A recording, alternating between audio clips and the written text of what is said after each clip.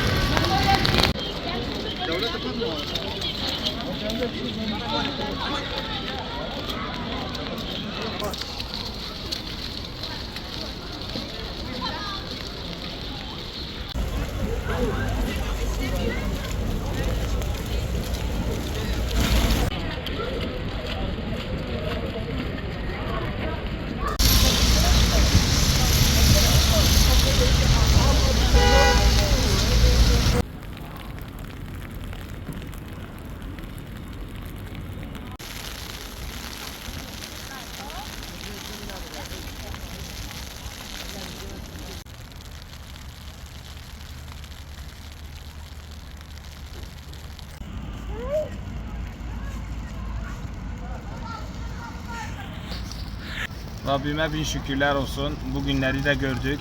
Uzun bir aradan sonra tekrar Cizre'mizde bir kar yağdı tekrar. Ben şu an 35 yaşındayım ve şu an bu benim 3. kar görüşümdür Cizre'de. Rabbim mübarek etsin, hayırlara vesile etsin, bereketler olsun inşallah. Ser hayre be. Mutluluk içindeyiz. Allah'a çok şükür. Kar bereketli. Karı görünce çok sevindik. 6 sene sonra kar görmek çok güzel bir duygu. Allah'a çok şükür. Evet.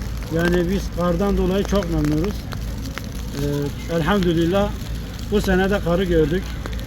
6 sene sonra çok güzel bir duygu. Allah'a çok şükür. Bu karı da gördük. Mehmet Bey, Evet. nasıl bir duygu? Çok güzel, çok güzel. Evet. Allah'a çok şükür. Bu karı da gördük. Çok mutluyuz. En son ne zaman kar yağmıştı? 6 sene önce